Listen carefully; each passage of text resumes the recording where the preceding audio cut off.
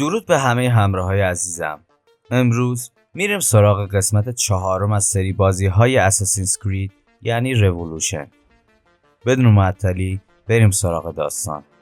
بازی با یه جور مقدمه از طرف سابجکت 16 شروع میشه که یه مروری میکنه به اتفاقای نسخه قبلی. از دزموند میگه، همون بارتندر خودمون که حالا دیگه یه اساسین کارکشته شده. آخرای برادرهود دزموند وقتی به سیب عدن دست میزنه میفهمه که لوسی سیلمن یه خائنه و با تیغه مخفی خودش میکشتش و بعد هم خودش از هوش میره. سابجکت 16 به دزموند میگه که ذهنش به هم ریخته است و اگه یه راهی پیدا نکنه که به هوش بیاد کارش تمومه. همین موقع ها ربکا داره با یه مرد مرموز حرف میزنه، همونی که آخر برادرهود گفته بود دزموند رو بذارن توی انیموس. انگار دزموند توی کمای خیلی عمیقه و وقتی دزموند رو میذارن توی انیموس خودش رو توی جای عجیب و غریب میبینه، یه جایی که بهش میگن بلک روم.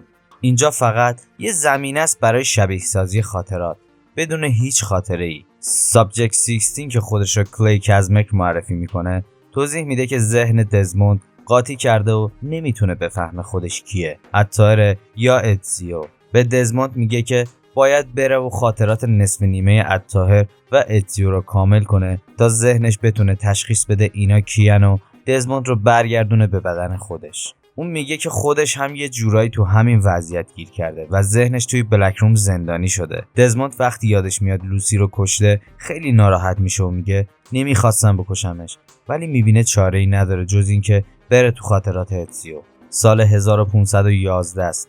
اتزیو آدیتوره داره واسه خواهرش کلودیا نامه می‌نویسه و میگه که داره میره مسیاف. یه نوشته از باباش پیدا کرده که توش گفته یه کتابخونه مخفی توی قلعه مسیاف هست. یه کتابخونه پر از اطلاعات خفن، ولی وقتی میرسه مسیاف میبینه قلعه افتاده دست تمپلارها. توی یه درگیری با تمپلارها اتزیو رو میگیرن و میخوان همون جایی که عطار اولین بار پریده بود پایین اتزیو رو دار بزنن، ولی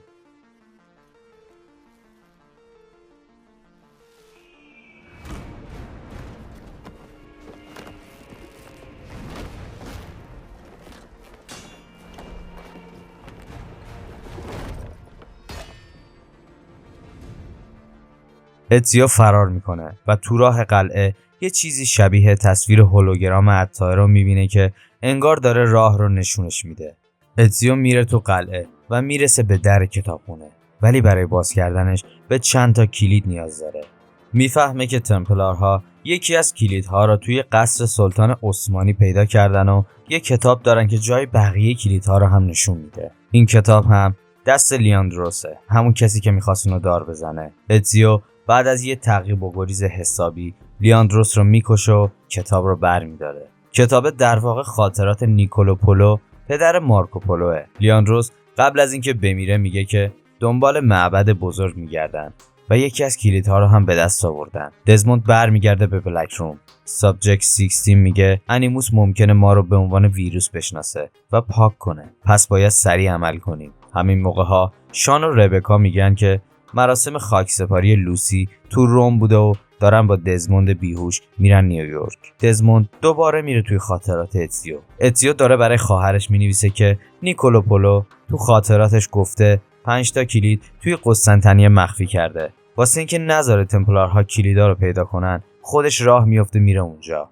تو قسطنطنیه اتزیو با یوسف تعظیم رئیس اساسین‌های اونجا رفیق میشه. یوسف بهش میگه که تمپلارها تو شهر نفوذ کردن و میخوان سلطان بایزید دوم رو بندازن پایین و با دعوا انداختن بین 2 تا پسراش احمد و سلیم دوباره حکومت بیزانس رو بیارن سر کار. توی درگیری با تمپلارها اتزیو و یوسف دخلشون رو میارن و یوسف اتزیو رو به بقیه اساسین‌ها معرفی میکنه و بهش هوک بلید رو میده، یه چیزی که کمک میکنه از جاهای بلند راحت‌تر بره بالا و تندتر حرکت کنه. همینطور که با سازوکار بازی آشنا میشیم میبینیم که محله‌های مختلف شهر زیر حمله بیزانسی ها هستن و ما باید با استراتژی و چیدن سربازها جلوی حمله اونا رو بگیریم. این بخش جالبی بود که فقط توی همین نسخه وجود داشت. اون بخش آتش زدن برج‌ها و کشتن فرمانده‌ها هم که توی برادرهود بود اینجا هم هست. برگردیم سراغ دزموند. میبینیم کلی از اینکه توی انیموس گیر کرده خسته شده و دیگه نمیخواد توی بلک روم باشه. بعد هم میگه که فرصتش رو داشته ولی از دستش داده و خیلی ناراحته. اینجا توی صحبت‌های بین اون فرد ناشناس با شان و ربکا میفهمیم که اون ویلیام مایلز بابای دزمونده. در واقع پدر دزموند بوده که با گذاشتن اون توی انیموس جونش رو نجات داده. دوباره خاطرات اتزیو رو دنبال میکنیم. اتزیو نامه‌ای برای کلودیا مینویسه و میگه قصد داره ساختمونی رو که زمانی دفتر کار نیکولوپولو بوده بررسی کنه. یه توضیح کوتاه هم بدم که توی قسطنطنیه چه خبره. حدود 60 سال پیش عثمانی‌ها بیزانسی‌ها رو شکست دادن و قسطنطنیه رو تصاحب کردن. بایزید دوم الان سلطان عثمانیه. بایزید 2 تا پسر به نام‌های احمد و سلیم داره که برای جانشینی با هم کلکل دارن. البته رقابت که چه عرض کنم، رسما دشمن خونی هم دیگه. سلیم هم یه پسری به اسم سلیمان داره که بعداً بیشتر باهاش سر کار داریم. بعد از انجام چند تا مأموریت، اتزیو کتاب خاطرات نیکولوپولو رو به یوسف نشون میده و داستان کتابخونه و کلیدها رو براش میگه. یوسف بهش پیشنهاد میکنه که بره توی بازار و سراغ یه نفری به اسم پیری رئیس رو بگیره. اتزیو هم به توصیه یوسف عمل میکنه و پیری رئیس همون ساختمون مغازه قدیمی نیکولوپولو رو بهش نشون میده. اتزیو وارد ساختمون میشه و همون خانومی رو که توی اون کشتی دیده بود اونجا میبینه. انگار که اون خانوم بعد از سالها به قسطنطنیه برگشت و مشغول چیدن وسایلشه. اسمش سوفیا سارتوه و اون هم اصلیتش ایتالیاییه. سوفیا تعریف میکنه که توی دوران نوجوانیش همراه با پدر و مادرش توی همین خونه توی قسطنطنیه زندگی میکردن، اما به خاطر جنگ مجبور به ترک اونجا شدن و حالا بعد از مدت‌ها دوباره برگشته. اتزیو با اجازه سوفیا یه گشتی توی ساختمون میزنه و یه در مخفی پیدا میکنه. وارد در میشه و خودش رو توی یه معبد زیرزمینی میبینه که به نظر میرسه تمپلارها پیش از اون اونجا رو کشف کردن. اتزیو اونجا بی سر و صدا جلو میره و تمپلارها رو از سر راه برمی‌داره و در نهایت به یه در مخفی دیگه میرسه که با باز کردنش یکی از کلیدها رو پیدا میکنه. کنار کلید یه نقشه رمزگذاری شده هم هست که اتزیو اون رو برمی‌داره و میره پیش سوفیا. سوفیا با یه نگاه به نقشه متوجه میشه که اسم چند تا کتاب نایاب توی اون نوشته شده و به نظر میرسه که نیکولوپولو هر کدوم از این کتاب‌ها رو یه گوشه‌ای از شهر مخفی کرده. قرار میشه که سوفیا رمزگشایی نقشه رو انجام بده، درست مثل همون کاری که داوینچی توی ایتالیا برای اتزیو انجام میداد. اتزیو با خودش فکر میکنه که احتمالاً بقیه کلیدها هم باید جایی باشن که این کتابا هستن.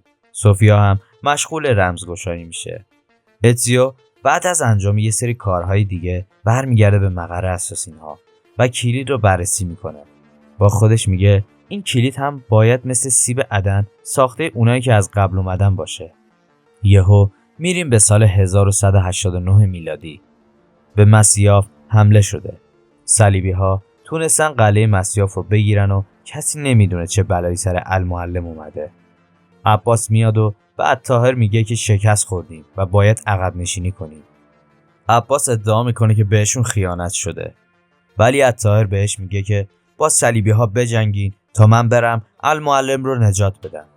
جلوتر که میریم الطاهر متوجه میشه که یکی از افراد خود قلعه به اسم هراس خائن از آب در اومده و باعث شده صلیبی‌ها به راحتی بتونن وارد قلعه بشن.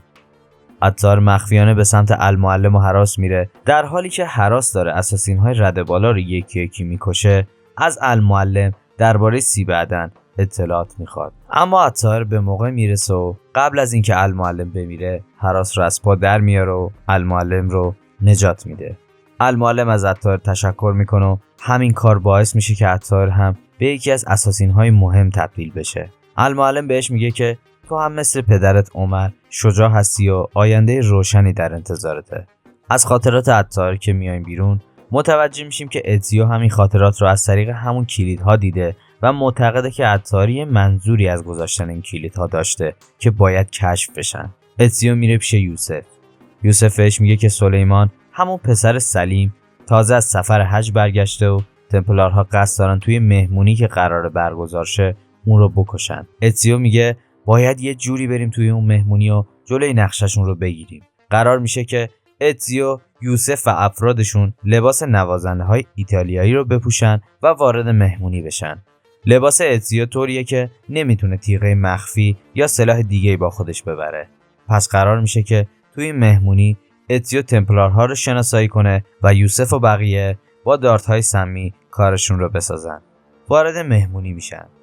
اتزیو گیتار میزنه و آواز میخونه. بعد از اینکه چند تا تمپلار رو شناسایی میکنن، یوسف سلیمان رو به اتزیو نشون میده و میبینیم که سلیمان همون پسر جوونیه که توی کشتی با اتزیو همسفر بوده. توی همین مهمونی احمد عموی سلیمان رو هم میبینیم. همون کسی که با سلیم پدر سلیمان سر جانشینی سلطان دعوا دارن و ظاهرا سلطان احمد رو انتخاب کرده. بعد از شناسایی چند تا تمپلار دیگه، مامورای حکومتی جسد یکی از تمپلارها رو پیدا میکنن و یوسف و افرادش لو میرن. اما اتزیو گیتارش رو میشکنه و آخرین تمپلاری رو که قصد کشتن سلیمان رو داشته از پا در میاره. بعد با سلیمان صحبت میکنه و اسمش رو بهش میگه. سلیمان از اتزیو میخواد که بعداً باهاش ملاقات کنه. اتزیو هم به خواسته سلیمان عمل میکنه و سلیمان بهش میگه که قراره به زودی با عموش احمد و طارق بارتی فرمانده گارد جاننثارها ملاقات کنه. سلیمان میگه که طارق و افرادش به پدر بزرگم وفادارن، اما به خاطر انتخاب عموم احمد به عنوان جانشین از دست سلطان دلخورن. اونا پدرم سلیم رو ترجیح میدن. اتزیو میپرسه که خب این چه ربطی به بیزانسی ها داره؟ سلیمان میگه میخوام که تو این موضوع رو کشف کنی. پس اتزیو با راهنمایی سلیمان به محل ملاقات میره و میبینه که سلیمان و احمد دارن طارق رو به خاطر اینکه نتونسته جلوی ورود بیزانسی ها به مهمونی رو بگیره سرزنش میکنن و بهش میگن که یه گیتاریست ایتالیایی از تو کاربلدتر بوده. طارق هم قول میده که بفهمه پشت پرده این ماجراها کیه. بعد از رفتن سلیمان، احمد یه جورایی به طارق میفهمونه که تو عمدن میخواستی توی مهمونی سلیمان رو بکشی تا من ضعیف به نظر برسم و سلیم به جای من انتخاب بشه. طارق همه این اتهامات رو رد میکنه، ولی به احمد میگه که تو ضعیف هستی و دنبال جنگ میگردی و کشور رو به نابودی میکشونی و به خاطر همین هم از انتخاب پدر ناراضیم. احمد هم که از شنیدن این حرفا عصبی میشه، راه خروج رو به طارق نشون میده و طارق هم میره. اتزیو هم میره پیش سلیمان و سلیمان بهش میگه که حواست به طارق باشه. حالا اتزیو میخواد بره پیش سوفیا تا درباره نقشه ازش سوال کنه که یهو میبینه دوچو، همون دوست پسر قبلی کلودیا، اونجاست و سعی داره دل سوفیا رو به دست بیاره. سوفیا میگه که یه بسته برام فرستاده شده، ولی مامورا میگن که دریافتش غیر قانونیه و بسته رو تحویل نمیدن. اتزیو هم به سوفیا میگه که تو برو توی مغازت، من خودم بسته رو برات میارم. اتزیو به کشتی که بسته داخلشه میره، افراد توی کشتی رو از سر راه برمی‌داره و بسته رو برای سوفیا میبره. توی بسته یه نقشه است که سوفیا میگه مارتین اون رو کشیده و توی اون از سرزمین‌هایی نوشته شده که آمریکا وسپوچی کشفشون کرده. همون قاره آمریکا رو میگه. سوفیا جای یکی از کتاب‌ها رو پیدا کرده. اتزیو به محلی که سوفیا گفته میره و کتاب رو پیدا میکنه. بعدش هم توی معبد قدیمی کلید دوم رو پیدا میکنه. با بررسی اون کلید، اتزیو دوباره وارد خاطرات الطاهر میشه. درست بعد از اتفاقات اساسینز کرید 1، بعد از اینکه الطاهر المعلم رو کشته. عطار قصد داره جسد المعلم رو بسوزونه تا مطمئن بشه که یکی از بدلهاش نیست. حتما یادتون هست که المعلم با استفاده از سیب عدن چند تا کپی از خودش درست کرده بود. عطار داره جسد المعلم رو میبره که یهو عباس سر میرسه و میپرسه چه خبر شده؟ عطار میگه توی راه برات توضیح میدم. عطار همه چیز رو درباره سیب عدن و کارهایی که المعلم انجام داده بود برای عباس تعریف میکنه. بعدش هم جسد المعلم رو میسوزونه، ولی عباس میگه که توی دین ما این کار درست نیست و اعتراض میکنه. عباس عطار رو از بلندی پرت میکنه پایین و خودش هم معلوم نیست کجا غیبش میزنه. عطار باید مخالفاشو خل سلاح کنه تا بتونه ثابت کنه که راست میگه. یهو عباس رو میبینیم که خودش رو به سیب عدن رسونده. حالا یه توضیح بدم درباره پدر عباس. یه رمانی برای بازی منتشر شده به اسم The Secret Crusade. این رمان درباره احمد سفیان پدر عباس و عمر پدر الطاهر صحبت شده. انگار توی سال 1176 میلادی مسلمونا توی جنگ‌های صلیبی به رهبری صلاح الدین به مسیاف حمله کرده بودند. این وسط احمد و عمر مأموریت پیدا میکنن که یکی از فرمانده‌های صلاح الدین رو بکشن، ولی نقشه درست پیش نمیره و احمد اسیر میشه. عمر مأموریت رو انجام میده و فرمانده رو میکشه. اما احمد که اسیر شده عمر رو لو میده و مسلمونا هم میرن و عمر رو میکشن. بعدش هم اساسینا به مقر مسلمونا حمله میکنن و احمد رو نجات میدن. احمد توی تب هزیون میگفته و اسم عمر رو صدا میزده. بعد از اینکه حالش خوب میشه میره پیش عطار 10 ساله و همه حقیقت رو بهش میگه. عذرخواهی میکنه و بعدش هم جلوی چشم عطار گلوی خودش رو میبره. عطار هم میره پیش المعلم و المعلم بهش میگه که احمد آدم خوبی بوده و نباید آبروش رو ببریم و به همه میگیم که احمد به خاطر انتقام خون عمر از مسیاف رفته. برگردیم به بازی. عباس از سیب عدن استفاده میکنه و همه افراد توی مسیاف به جز عطار روی زمین میافتن.